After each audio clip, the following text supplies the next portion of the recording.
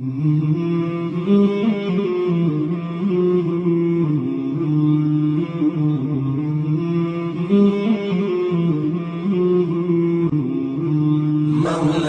صل وسلم دائما أبدا على حبيبك خير الخلق كلهم.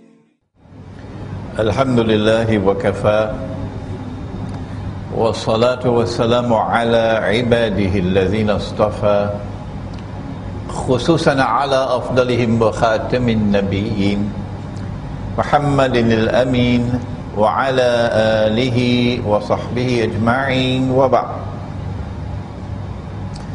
فأعوذ بالله من الشيطان الرجيم بسم الله الرحمن الرحيم ونزلنا عليك الكتاب تبيانا لكل شيء وهدى ورحمة وبشرى للمسلمين صدق الله العظيم.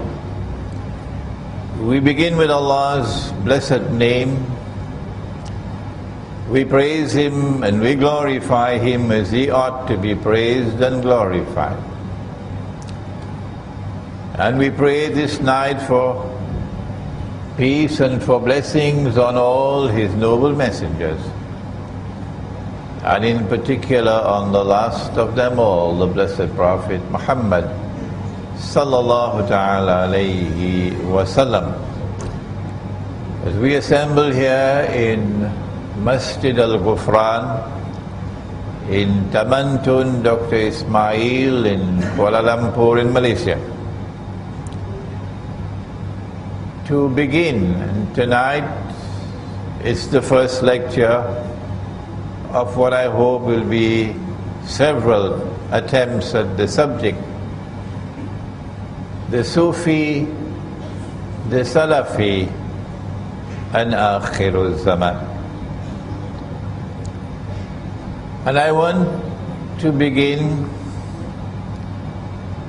by drawing attention to the fact, whether you are in Surabaya in Indonesia, or you are in Tirana in Albania, or you are in United States or Japan, all around the world today, the evidence is very plain and clear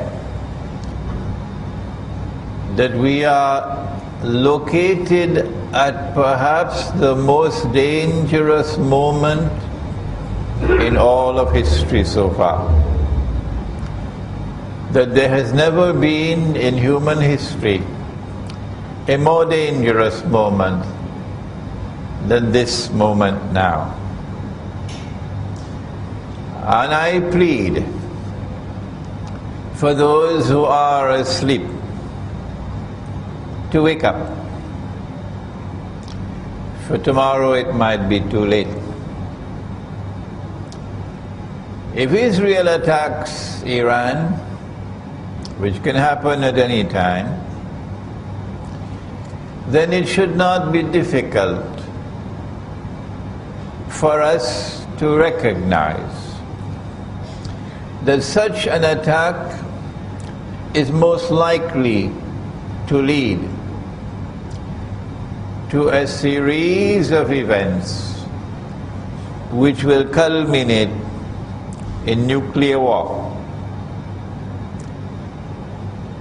And that nuclear war is likely to be waged primarily between the NATO alliance. In fact, it should be called the Zionist NATO alliance, and the Russian-led alliance.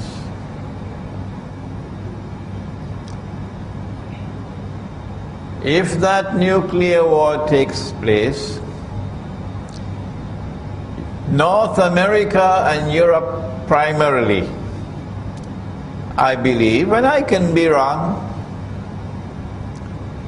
is going to be devastated. And millions, maybe tens of millions are going to die. the world is going to be very different after the first nuclear war in human history.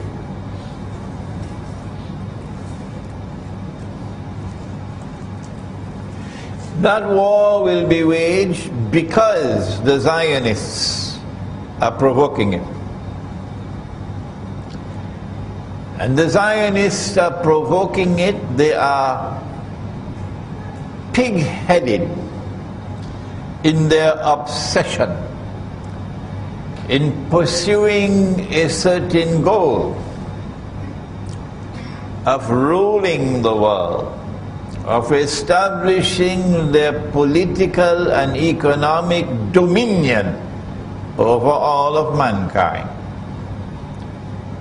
so that Israel might become the ruling state in the world, succeeding the United States of America. From where has Imran Hosein got this analysis? I've got it from Ilmu Zaman. That's where I got it from.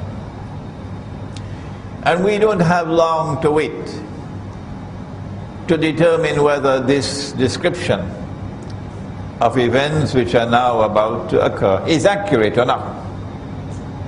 The same Imran Hosein, and I'm not mentioning my name in pride, wa na'udhu billah min hadha. Any scholar who has pride, Allah will take away his knowledge. The same Imran Hosein, who 15 years ago warned that the US dollar is going to collapse. Those who know me for the last 15, 16, 17 years would know that I am speaking the truth. That the US dollar is going to collapse, and that it's going to bring down the American economy, that it is going to bring down all the bogus and utterly fraudulent and haram. Let me repeat it 3-4 times. Haram, haram, haram. Paper money. And there's going to be chaos in the world. And we are now at the doorstep of that. Because if an attack is launched on Iran, within hours the price of oil is going to be rising phenomenally. Is that so difficult to understand? And a phenomenal rise in the price of oil and of gold spells death for the US dollar. Where did I get this knowledge from? I ask you tonight. Was it an angel that was whispering to me 15, 16, 17 years ago that this is going to happen to the US dollar? No. I got it from my study of Islamic eschatology, Ilmu Akhirul Zaman. And so I plead today with the ummah of Nabi Muhammad alayhi salatu wasalam to listen. Listen. We are living in Akhirul Zaman. We are living at a very dangerous moment in our history, when Israel is going to attempt to replace the United States as the next ruling state of the world. Is this the time for us to be divided and fighting with each other? The Sufi with the Salafi, and the Salafi with the Sufi? When Allah commanded in the Quran, وَاعْتَصِمُوا بِحَبْلِ اللَّهِ جَمِيعًا, hold fast all of you to the rope of Allah, وَلَا تَفَرَّقُوا, and do not be disunited. We cannot unite the whole ummah, but we can try to unite those whose hearts are in the right place. Is this Akhirul Zaman? The angel came, Jibreel alayhi salam, at the very last stage of the life of the Prophet alayhi salatu wasalam, and came in the form of a human being into the masjid in front of everybody. Is this not divine wisdom at work? That Allah should send Jibreel alayhi salam as a human being in plain view of everybody? And the angel asked the 5 questions, 2 of which pertain to Akhirul Zaman. And the last question was, tell me, O Muhammad sallallahu ta'ala alayhi wa sallam, what are the alamatus sa'ah? What are the signs of the last hour, of Akhirul Zaman? And did he not say that you will find the naked, barefooted shepherds? Naked, barefooted, so they're poor. They're poor. And they will be competing in the construction of tall buildings. I wonder where they're going to get the money from. Is it a bank loan? Are the banks going to finance it? Huh?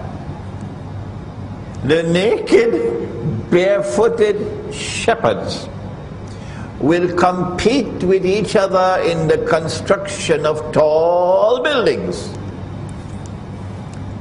And so when you see the skyscrapers appear in Manhattan, and then from Manhattan the skyscrapers are spreading all over the world, and then this one says, I'm going to build the tallest one of all. Was it KLCC? And then that one says, no, I'm going to build a taller one. And then Dubai came along and says, I'm going to beat all of you. And now Jeddah says, wait, you'll see. Huh?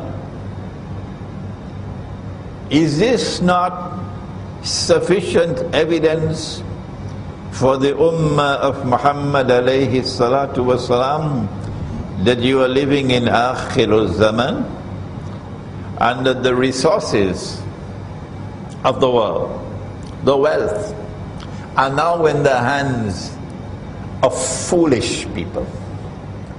People who waste and squander wealth in the pursuit of PR projects, public relations projects, to inflate their ego. Yes, there is evidence, startling evidence. Well then, how come we are not paying attention to the subject of ilmu akhirul zaman when the tall buildings are there? Did he not say, sallallahu ta'ala alayhi wa sallam, that in akhirul zaman women will be dressed and would yet be naked? Did he not say that? What more are you waiting for to recognize that you are living in Akhirul Zaman? Did he not say, can you sense my frustration? That women will dress like men with the jacket and the trousers. Lots of them now in blue jeans. I call them the blue jeans Jamaat. Hijab on top, blue jeans below. that women would dress like men, even with a tie, and that men would dress like women. When men start dressing like women, it's the loss of manhood. What more evidence do we need that we're living in Akhirul Zaman? In Akhirul Zaman, Dajjal wants to impersonate the true Messiah, Nabi Isa alayhi salam. Did the Prophet not say, sallallahu ta'ala alayhi wasallam, that Nabi Isa alayhi salam will return? Yes, he did. And that when he comes back, he is going to come back in the capacity of Hakim, one who rules, and Hakimul Adil, one who rules with justice. When he comes back, there can be no rival to his rule. No. The Security Council of the United Nations cannot impose their authority over Nabi Isa alayhi salam. No, you must be nuts. And so when he comes back, his will be the supreme power, the supreme rule in the world. Is this so difficult to us understand? And this is what Dajjal wants to do, because he wants to impersonate the true Messiah. If Dajjal is to rule the world, he has to do it from Jerusalem in order to convince Banu Israel that he is indeed Al-Masih.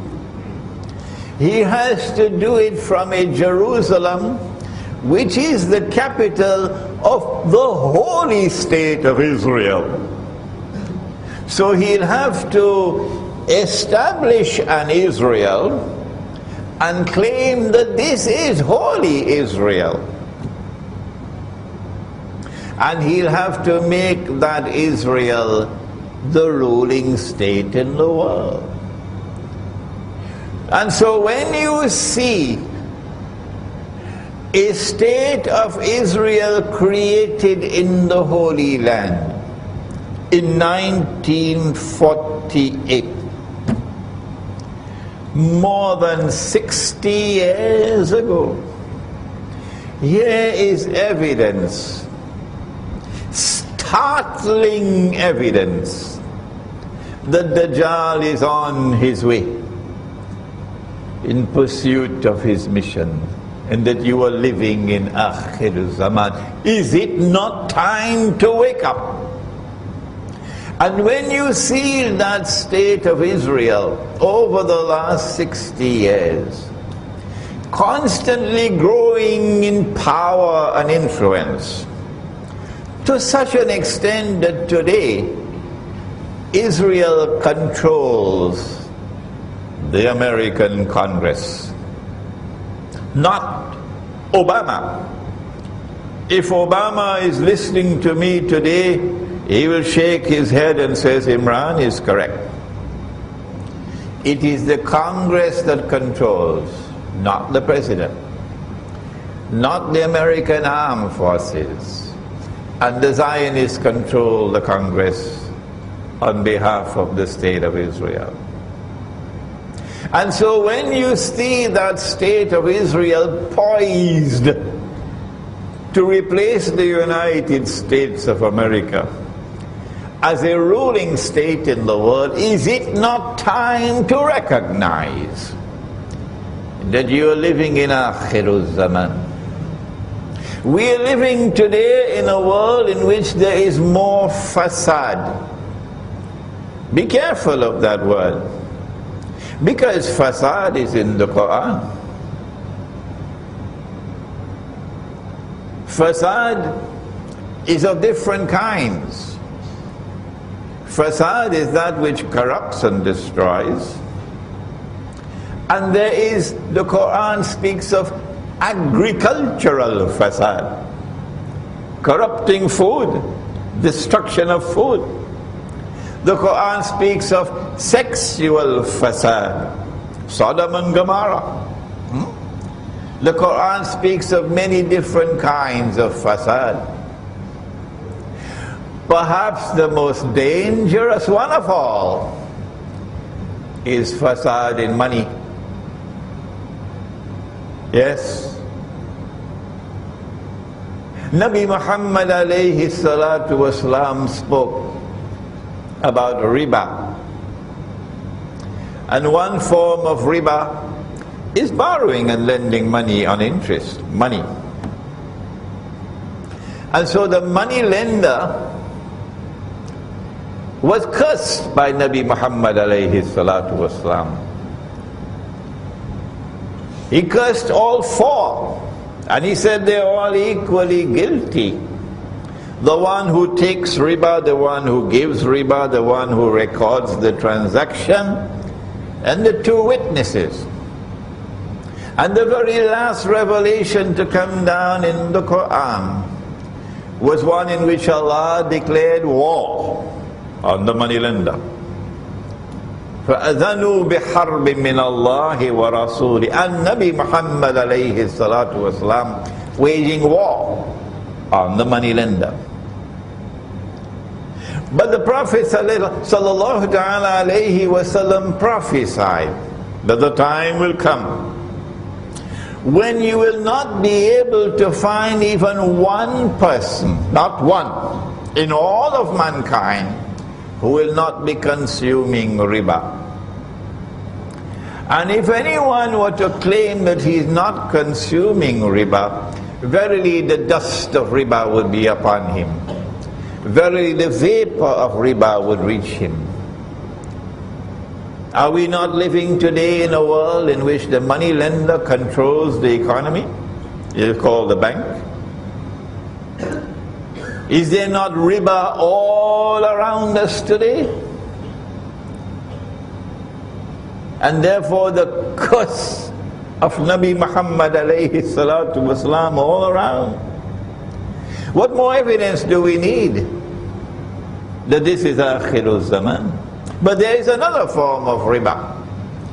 If you meet a man coming to the market, and you'll get all of these ahadith in my book on the back entitled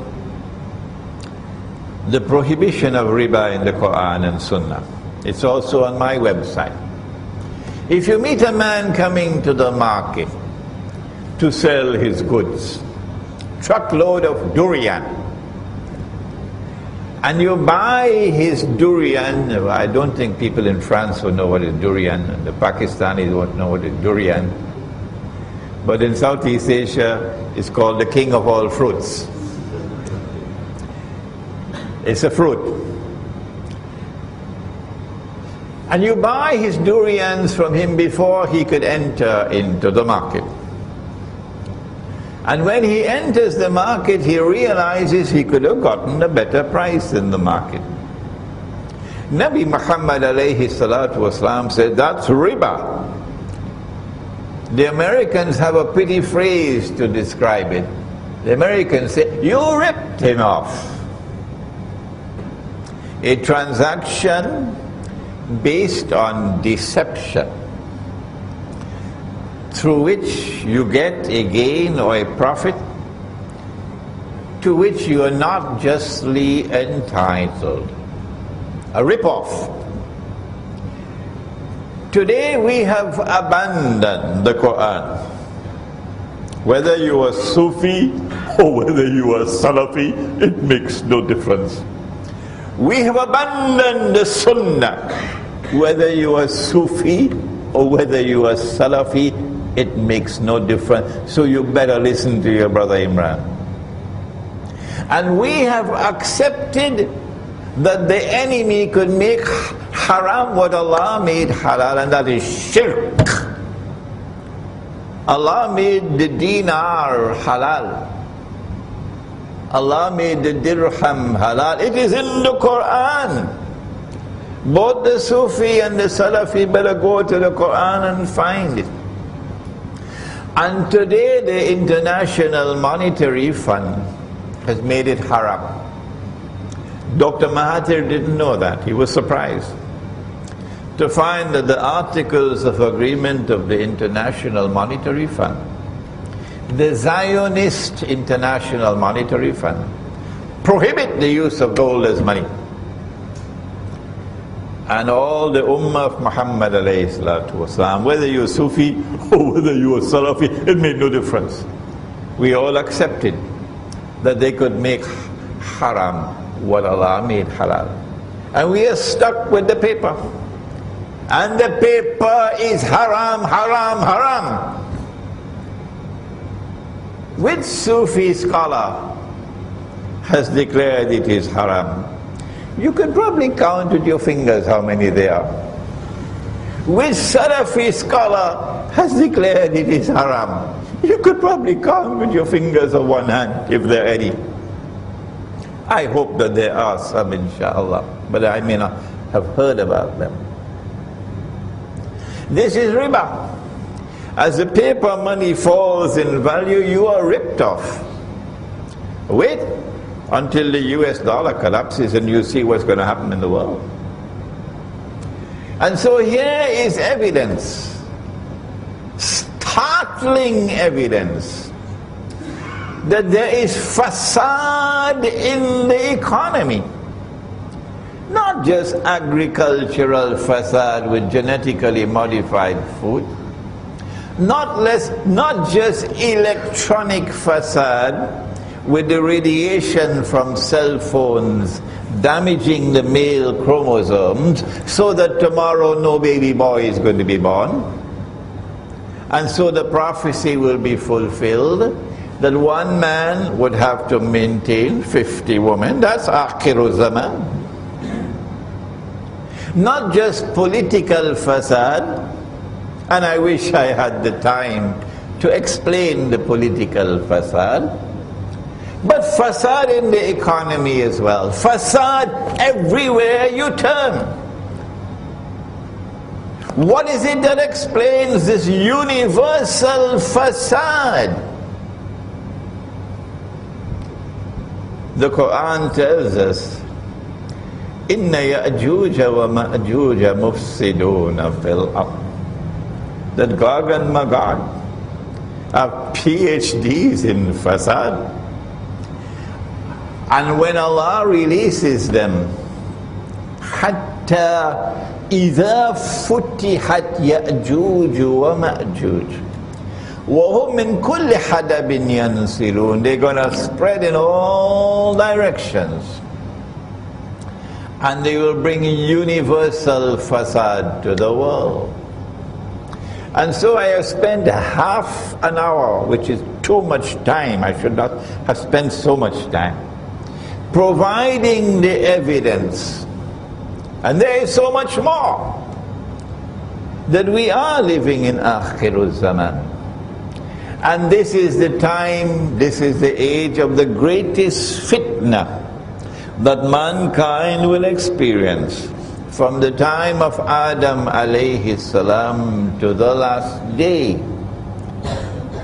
And so this is the time for us to be closing our ranks, to be living as a brotherhood with love for each other, to be building our power, internal power and external power. And it is time to end this warfare. Salafis waging war on the Sufis, and Sufis waging war on the Salafis. What we plan to do is to define who is the Salafi and define who is the Sufi, and to suggest how is it possible for the Sufi and the Salafi to come together, to live as brothers, and to jointly confront the enemy who is waging war on us. to define the Salafi is easy. He says, I want to live the way of life of the Aslaf, the early Muslims. And the Prophet said, sallallahu ta'ala alayhi wasallam, the best generation is mine. And then the one that comes after me. And then the one that comes after me. ثُمَّ الَّذِينَ يَلُونَهُمْ ثُمَّ الَّذِينَ يَلُونَهُمْ. These three generations are referred to as the Aslaf. And the Salafi says, I want to return to the way of life of the Aslaf. This is something to be respected. This is something to be admired. This is something to be applauded. Particularly when Nabi Muhammad alayhi salatu wasalam warned about Akhiru Zaman. Yushiku, hadith of Tirmizi, Yushiku an ya'ti ala an-nasi zaman. It will not be long before that time will come. La yabqa min al-Islam illa ismu. When nothing will remain of Islam but the name. Wa la yabqa min al-Qur'an illa rasmu. And when nothing will remain of the Qur'an but the traces of the writing. Masajiduhum amiratun wa hiya kharabun min al-huda. In that age, Akhiru Zaman, the masajid are going to be grand structures, but devoid of guidance. Ulama'uhum, and the ulama of those people at that time, the religious scholars of Islam, sharrun nasi mimman tahta adimis sama, min indihim takhrujul fitna wa fihim ta'ud, will be the worst people beneath the sky.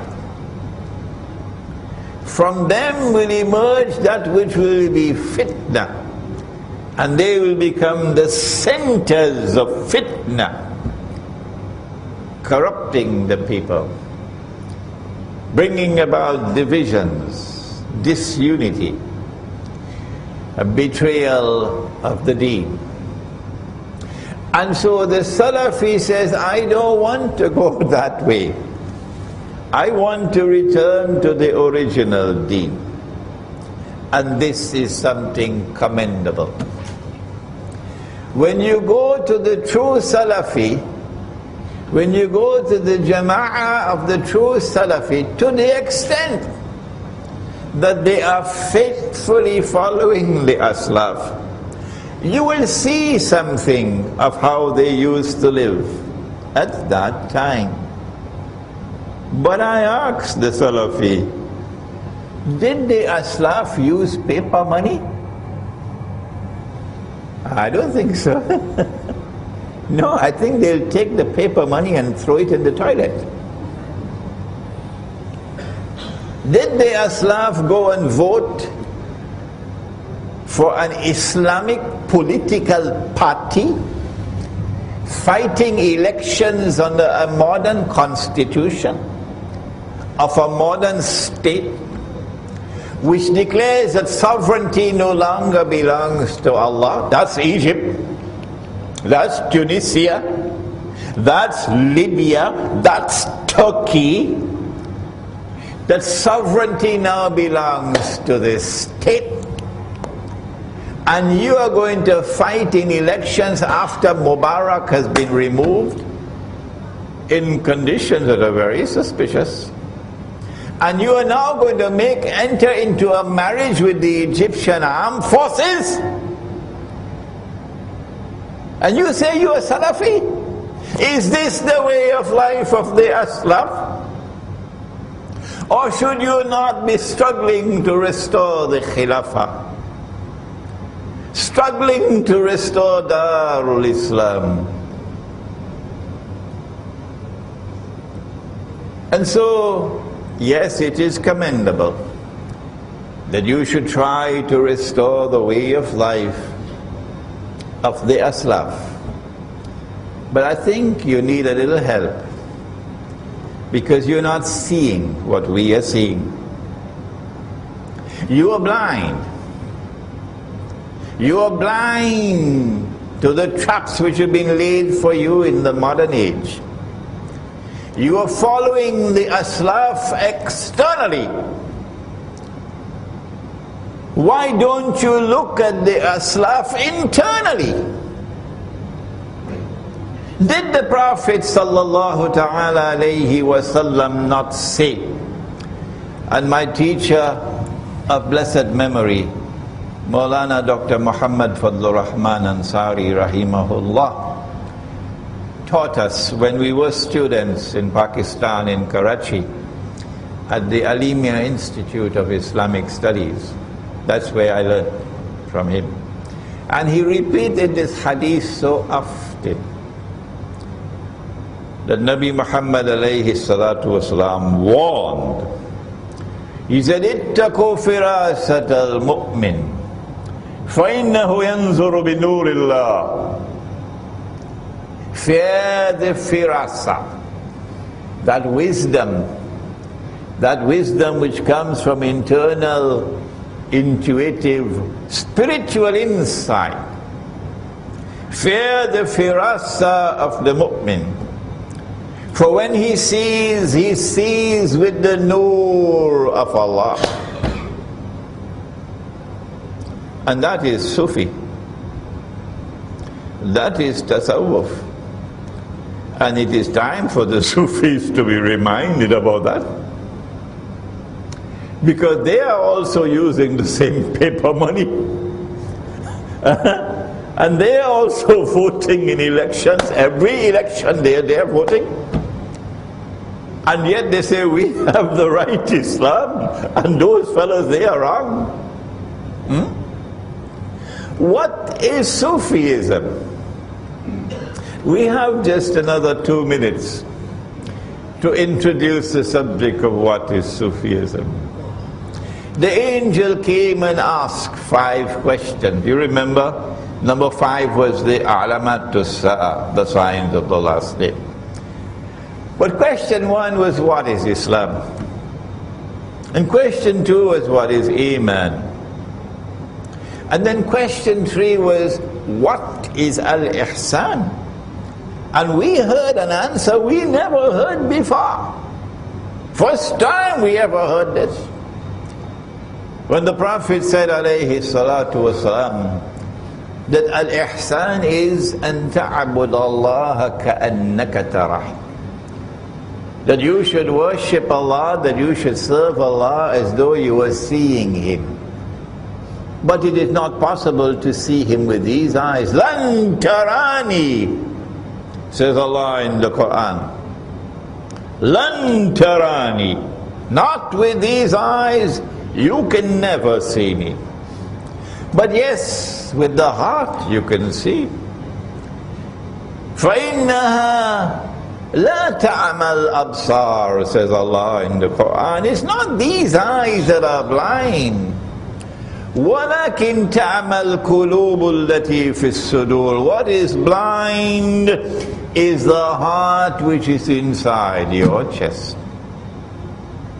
When faith enters into the heart, then nur enters into the heart. And then the heart can see what otherwise cannot be seen. That is Sufism. That is tasawwuf. And that is the highest stage of religion. Personally, I wish the word Sufism had never been invented. My life would have been easier. That we never had the word tasawwuf, my life would have been easier. All that we needed is al-ihsan, to be able to see with the heart that worships Allah what otherwise cannot be seen. Let us now interrupt for the Azan of Isha. Bismillahi awwaluhu wa akhiruh. I wish that the word tasawwuf had never been invented. That the word Sufism, which is an English word, had never been invented. Life would have been easier. We didn't need this terminology when we had the word al-ihsan. Al-ihsan is to worship Allah and to serve Allah as though you are seeing Him with the eye of your heart. فَإِن لَمْ تَكُنْ تَرَهُ فَإِنَّهُ يَرَى. If you have not reached that stage as yet where you can see with the internal eye and worship Him, then at least this you should recognize that He is seeing you.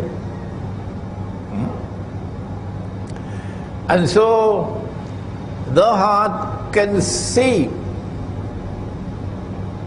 but the heart can only see when there is faith,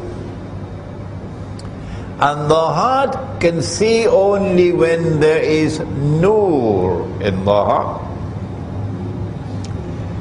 And in Ayatun Nur, which is ayah number 35 of Surah An-Nur, Surah number 24, Allah says, بعد أعوذ بالله من الشيطان الرجيم يهدي الله لنوره من يشاء.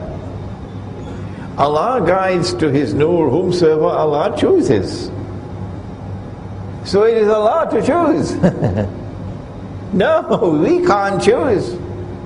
There is no way by which we can learn and get the nur. It is when Allah chooses a servant, He will give to that servant nur.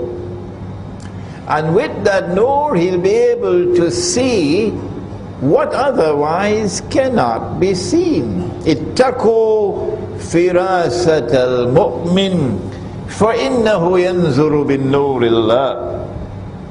And Nabi Muhammad alayhi salatu wasalam warns, he warns. Fear, the firasa, the wisdom built on internal, intuitive, spiritual insight. Fear the firasa of that mu'min. Fear it. Who when he sees with the nur of Allah. What is the status of that nur? Let me take the discussion one step further, and what an important step it is. In Sahih Bukhari, Nabi Muhammad alayhi salatu wasalam made this startling statement. He said that Nabuwa, or prophethood, is comprised of 46 different parts. And he said, after me, nothing remains of Nabuwa, or prophethood, in the world, except one part. And so there is one part of Nabuwa still remaining in the world. What is that one part of Nabuwa still remaining in the world? He said it is ru'ya. Ru'ya sadika, ru'ya saliha. Ru'ya is that which the heart sees. And so there is knowledge which comes and is still coming to this day through that one last part of Nabuwa still remaining in the world. The Sufi has to be reminded. Change the picture.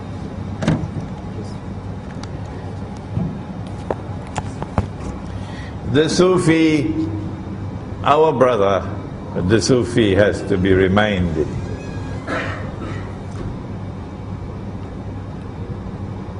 that when you see with the nur of Allah, then you can be blessed with ru'ya, vision, insight. Every scientist in the world knows that all major discoveries in science came after you had done your homework through insight. Insight.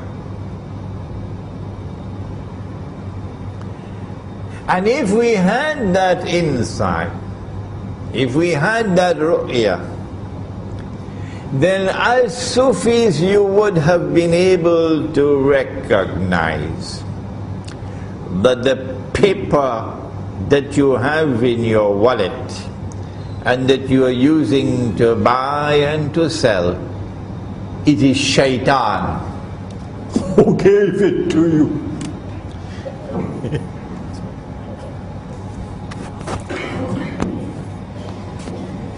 And shaitan was working, and he was also drawing overtime pay.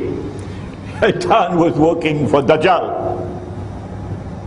And the paper money that you have in your pocket is Dajjal's money in your pocket. And so it's time to wake up. If you say you are Sufi, it's time to wake up and ask, well, how come I was taken for a ride? How come I never recognized what was happening in the world of money?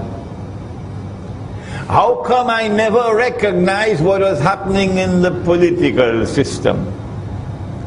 That the Khilafah state was replaced by this godless creature built on shirk, which says that sovereignty no longer belongs to Allah. He is not Al-Malik. The state is now Al-Malik. How come we didn't see that? And you went and you voted in elections for Tom, Dick and Harry and Benazir and Khalida and whoever they were, like cattle. And you're fighting with the Salafi saying, we are the Sufi. Is it not time to wake up and stop the fighting? The Salafi, however, now we have to turn to a more difficult part of the subject. The Salafi insists that there is no new knowledge of the deen. No. That we are not allowed to interpret anything in the Quran and anything in the Ahadith differently from that which has come to us from Allah and His Messenger and from the Aslaf. And that is a difficult stumbling block. And when we make a critical comment on the Salafis, and I hope the Sufis are listening to me, notice that I don't do it with boxing gloves. I always say that these are my brothers. And if I have to correct my brothers, I have to do it with love. Even if I have to use harsh language with Tabligh Jamaat or Jama'atul Tabligh to wake them up. I'm using the language because these are my brothers and I love them. And I want to wake them up to save them from the danger in which they are living and the direction in which they are moving. And so I plead with the Sufis that if you have to offer critical comments about your Salafi brothers, do it in such a way that you will not divide the Ummah, that they will not have an excuse to say you're waging war on them. No. We are doing this in the spirit of the pursuit of truth. and recognize that you are our brothers. Maybe that in the process, the Salafi will one day become a Sufi, because the Aslaf were people of Al-Ihsan. And so if a Salafi is indeed a true Salafi, he will one day become a Sufi, meaning people of Al-Ihsan. This is a serious problem of methodology. And we say to the Salafi, and we've been saying it for all this time, all these months in our lectures, that no brother you're around. There are verses of the Quran which could not be understood. No, by the Aslaf. And Nabi Muhammad alayhi salam did not provide the explanation. And today we are the ones who have to use knowledge and insight to recognize what Allah is saying. And when we provide that interpretation of the Quran, notice, my brother Salafi, that the overwhelming majority of the people are accepting our explanation as correct. Here is an example. And I have spoken about this so many times.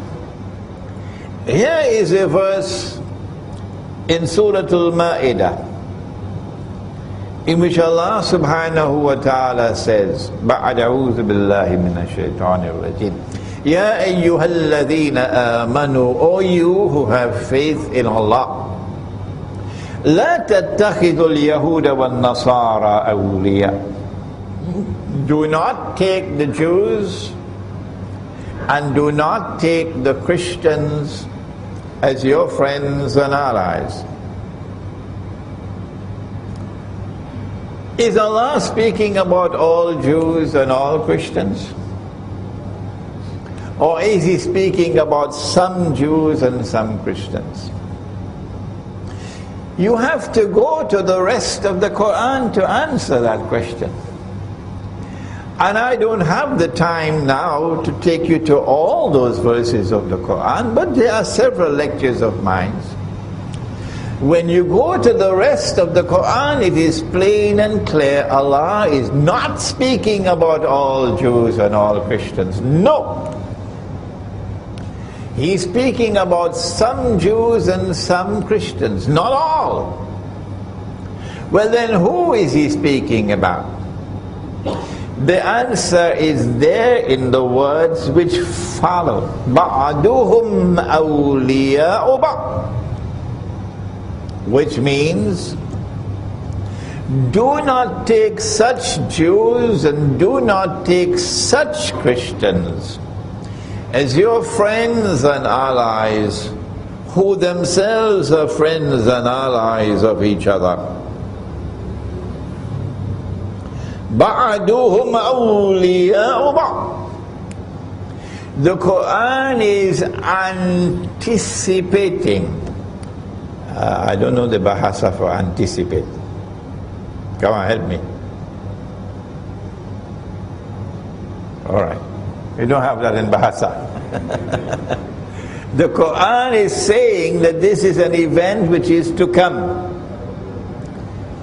When a Jewish-Christian alliance, friendship and alliance is going to emerge. When that Jewish-Christian alliance emerges, you Muslims are prohibited from being their friends and allies. And if you become their friends and allies, then what is the price that you will pay? وَمَنْ يَتَوَلَّهُ مِنْكُمْ فَإِنَّهُ مِنْهُمْ. Whosoever from amongst you turn to them for friendship and alliance, you now belong to them, you've lost your Islam. You now belong to them, you have lost your Islam. Inna Allah la yahdil qawm al-zalimin. Surely Allah will not provide guidance for a people whose trademark is zulm. A people who oppress, a wicked people, an unjust people. This explanation of the ayah which I have just given is new. It's new. It's not there in the time of the Salaf, the Aslaf. But because it was not there in the time of the Aslaf, does it mean that I don't have the right to interpret the Quran as I've just done? The answer is that the overwhelming majority of those who have heard this explanation have accepted it. And so it's time for you to wake up. Your methodology is defective. So many of our people today who are Salafi are joining with NATO. NATO is the Zionist NATO military alliance, working on behalf of Israel, working on behalf of the Judeo-Christian alliance, the Zionist alliance, NATO. And yet you come with an Islamic movement in Libya and you make an alliance with NATO to overthrow the Libyan government. And then you want to argue with me that Gaddafi was a dictator, he was this, he was that, he was this, he was that, he was this, he was that. Stop wasting my time, you fool! I have to use this harsh language because you've lost your Islam. You don't even know that. You are so blind, you don't even know you've lost your Islam. When you reach in your grave, you remember me. This is the Quran. And they're doing the same thing in Syria now. Yes. If you want to remove the Syrian government, this is not the way to do it. To make an alliance with the Zionists. Turkey has a government which says it is Islamic, pro-Islam, but that government is very comfortable with NATO, and that government is working overtime for NATO. And you want to come to tell me that you are representing Islam? I don't have dust in my eyes. I can see you for what you are. You are tools of NATO, the Turkish government. And so your methodology is defective. And now we turn to another verse of the Quran, in which Allah subhanahu wa ta'ala says, بعد أعوذ بالله من الشيطان الرجيم. It is in Surah Al-Anbiya. وحرام على قرية أهلكناها أنهم لا يرجعون. Allah speaks about a town, a city, which He destroyed, and the people were expelled. And Allah placed a ban on them that they could never return to reclaim that town as their own. Tabule. Hatta. Until they will return to reclaim the town. When? When? إِذَا فُتِحَتْ يَأْجُوجُ وَمَأْجُوجُ. When Gog and Magog are released. وَهُمْ مِنْ كُلِّ حَدَبٍ يَنْسِلُونَ. And they spread out in all directions with their fasad. But they're not only people of fasad. Hadith al-Qudsi, Sahih Muslim. I have created creatures of mine so powerful that none but I can destroy them. None but I can wage war with them.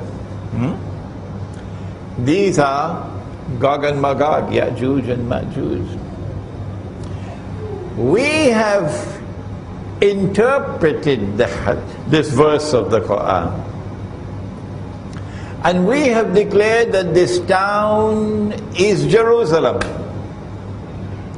This is the heart of this book, Jerusalem in the Quran. The heart of this book is that the town is Jerusalem.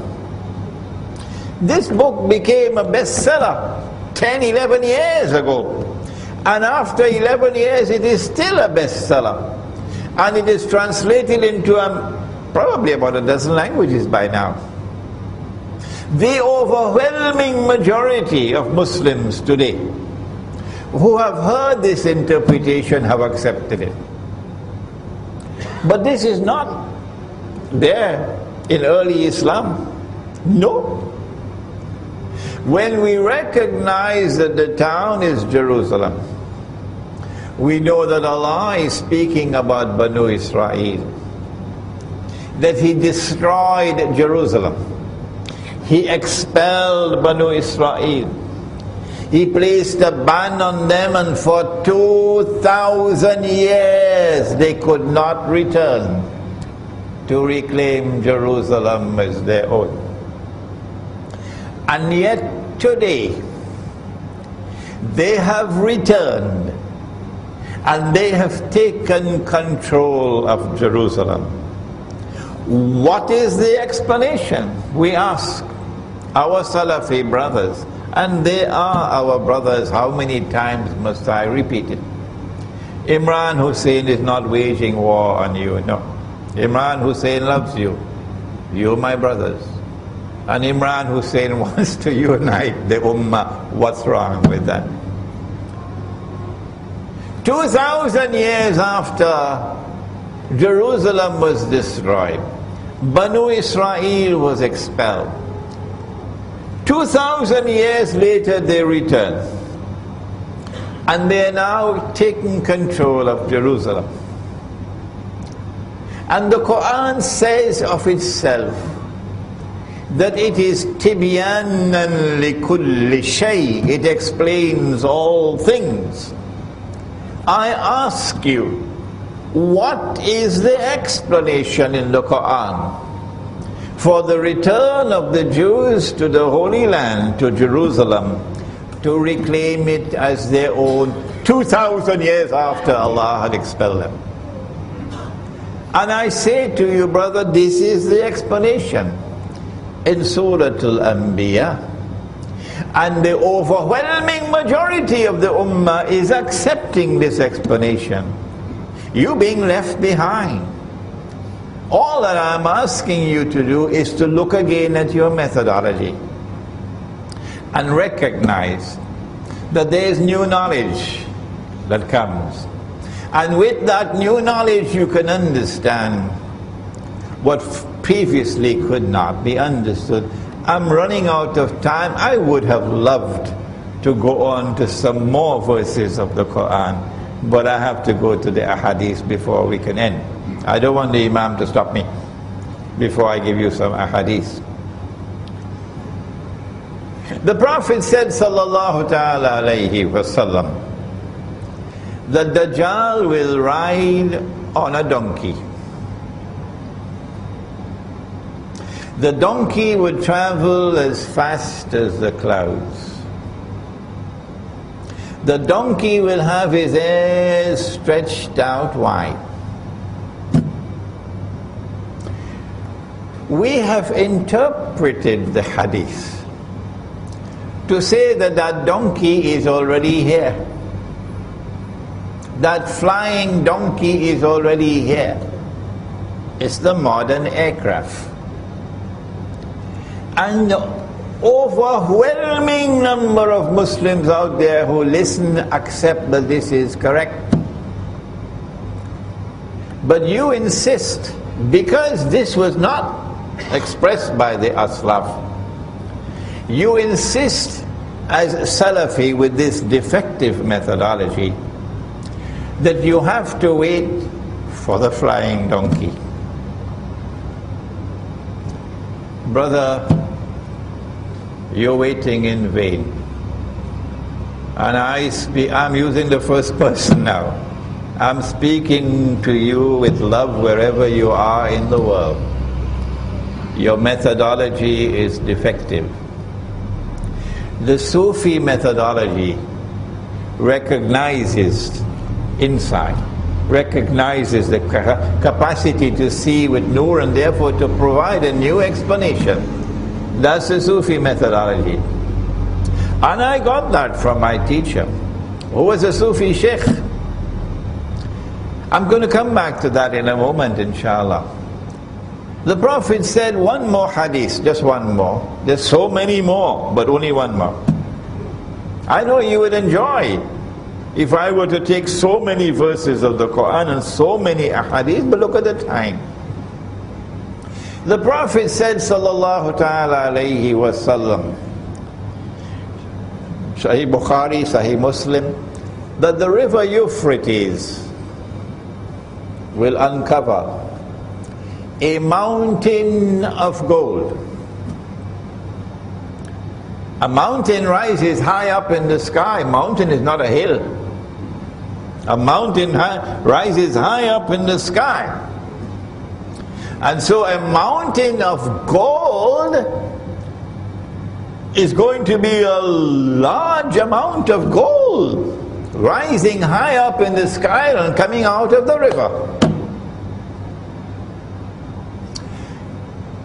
We have interpreted this using insight. And whenever we offer an interpretation, we say Allah knows best.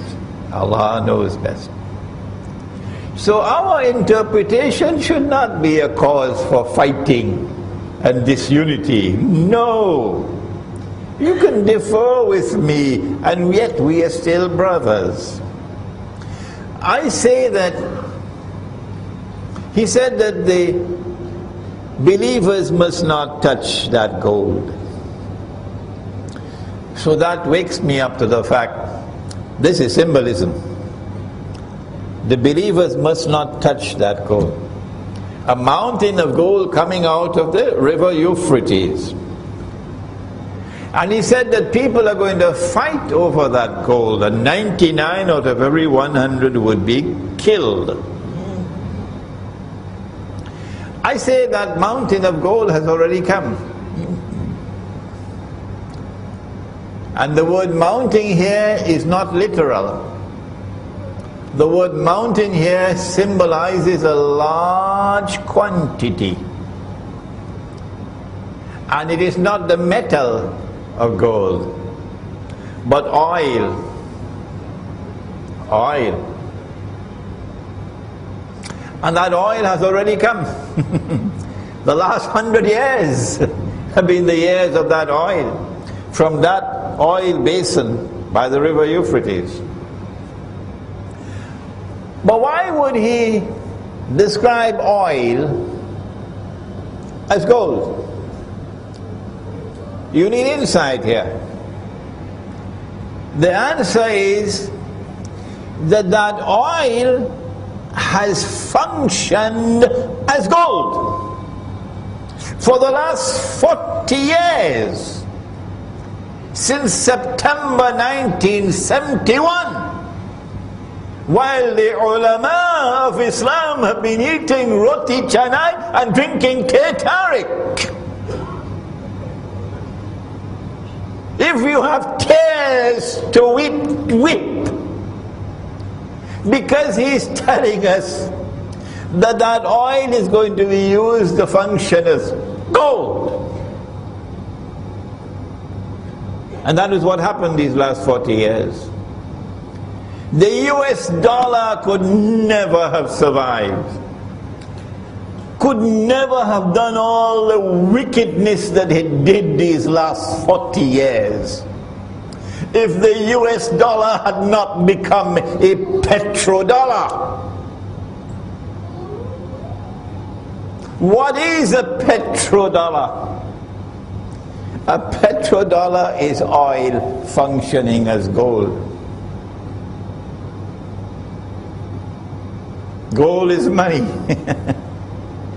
Gold is money with intrinsic value. Oil has intrinsic value. So in 1971, this is going to take me 15 minutes to explain, so let me not do it. The US dollar became a petrodollar. Maybe some other time I'll explain to you what happened with King Faisal, with the oil boycott in 1973-74, the oil boycott, and I love King Faisal rahimahullah, the only Saudi king for whom I say rahimahullah, but they were able to fool him. Yes, they fooled him, and he agreed, and then OPEC agreed that they would sell oil for only US dollars. You cannot buy oil unless you pay for it with US dollars. And that's when the US dollar became a petrodollar. And the US dollar has survived all of these years doing monstrous wickedness in the world. That's why he said, don't touch that oil, don't touch that gold. Because the US dollar became a rope around our neck while we were eating roti canai and drinking teh tarik. What will Nabi Muhammad alayhi salatu wasalam do with both the Sufi and the Salafi, who be equally blind? I have given you two examples of two ahadith interpreted for the first time in this way. But more and more people are recognizing this is the correct interpretation. Now one final one. I said I was a student of a Sufi sheikh. And I love him, and I've never hidden the fact, never, that my teacher is a Sufi sheikh. And I'm proud to have been the student of a Sufi sheikh. Whosoever is annoyed because of that is free to leave me. Of course, I'm not going to change. I'm proud to be the student of a Sufi sheikh, Maulana Dr. Muhammad Fadlur Rahman Ansari, rahimahullah. And it is because of the training that I got from him that I am blessed today to do the work that I am doing. The Sufi sheikh. But why do I no longer declare I'm Sufi? Why? You never hear me saying that. Why? I'll tell you why. I do not want to have to answer for Sufi practices which I cannot defend. No. And secondly, I want to plead with the Sufi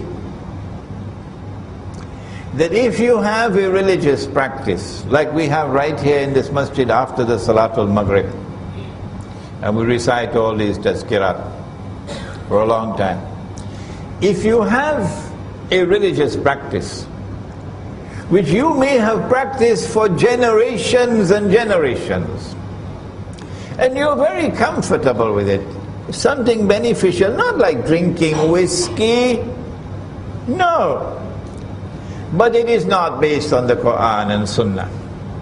No. Even though it is beneficial, it cannot be something that is essential. No. If it is not in the Quran and not in the Sunnah, if the Aslaf did not practice it, it cannot be considered to be essential. Not at all. You can say beneficial, but you cannot say essential. And so I want to now ask, we are living on the brink of a pit of fire. The world is going to be very, very different from what it is today in a short time from now. Are you going to allow these religious practices that your father and your grandfather and your great-grandfather and generations have practiced, but it is not in the Quran, it is not in the Sunnah, celebrating the birth anniversary of the Prophet Muhammad alayhi salatu wasalam, Mawlid, standing and reciting salams, Are you going to allow these religious practices to divide you from your brothers when they are not essential? What is more important? وَاعْتَصِمُوا بِحَبْلِ اللَّهِ جَمِيعًا وَلَا تَفَرَّقُوا. It is far more important to preserve the unity of the Jama'ah, the Sufi and the Salafi, than to insist on these religious practices which are not in the Quran and not in the Sunnah. So I have said, in our Muslim village, we will not allow in the masjid any religious practice which is not based on the Quran and the universally recognized Sunnah. And we will not allow it in our public life. But if I want to do it in my private life, that's my business. And if you come to attack me for what I do in my private life, we will throw you out of our Muslim village faster than Federal Express. And I want to suggest this is the formula for unity. The Salafi who listens to me and who has his heart in the right place will recognize this is a workable formula for unity.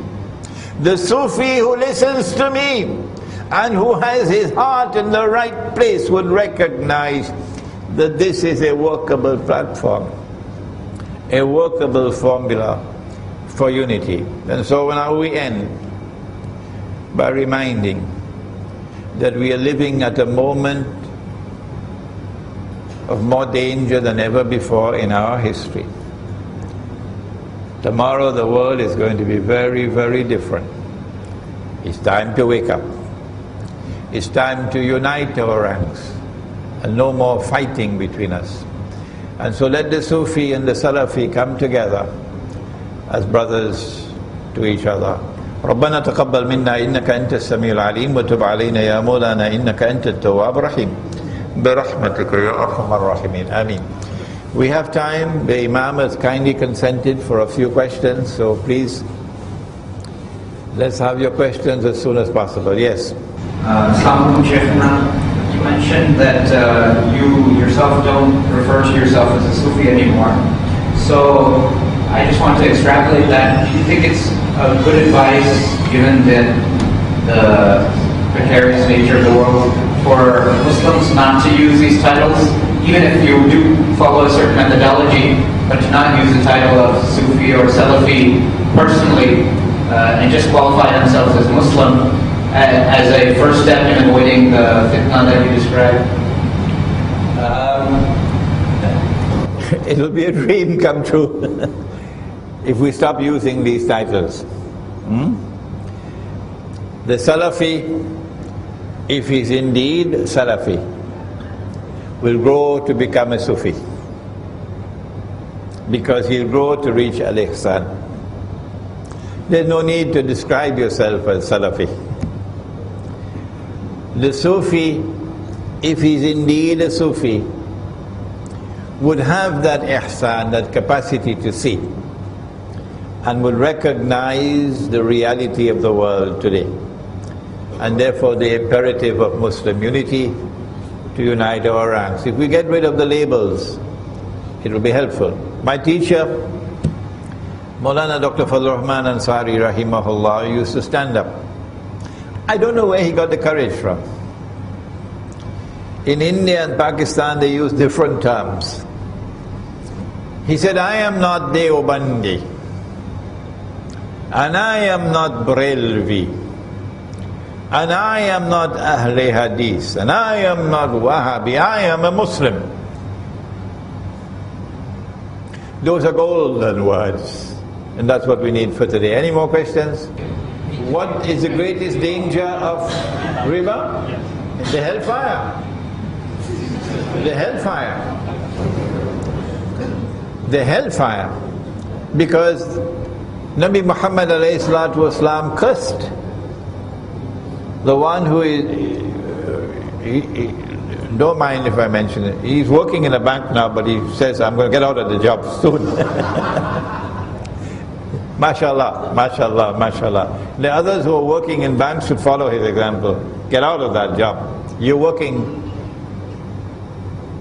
for the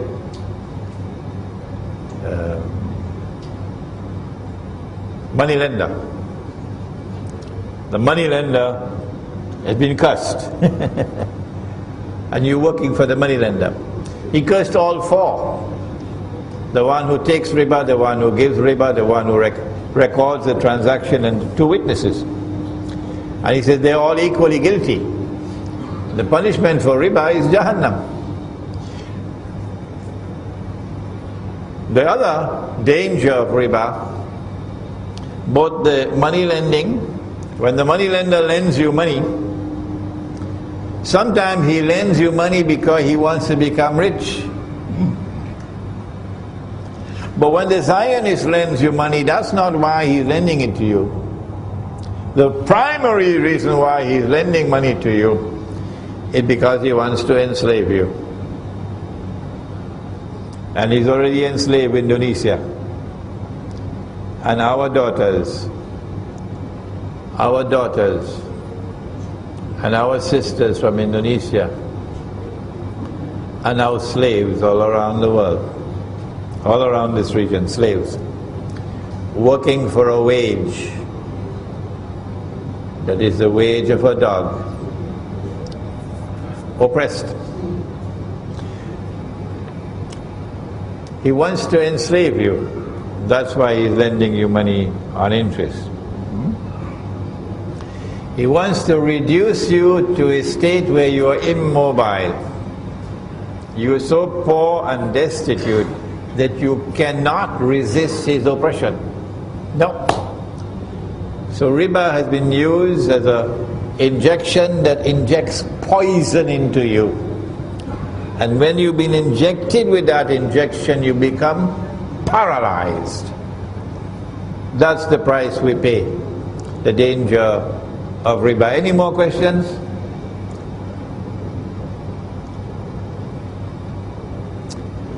No more questions, okay? ربنا تقبل منا إنك أنت السميع العليم وتب علينا يا مولانا إنك أنت التواب الرحيم اللهم أنت السلام ومنك السلام تبارك ربنا وتعاليت يا ذا الجلال والإكرام سمعنا وأطعنا غفرانك ربنا وإليك المصير وصلى الله تعالى على خير خلقه محمد وعلى آله وعلى أصحابه أجمعين برحمتك يا أرحم الراحمين آمين. After the salat, if you want to bring your books for autographs, you can bring them to me, inshallah.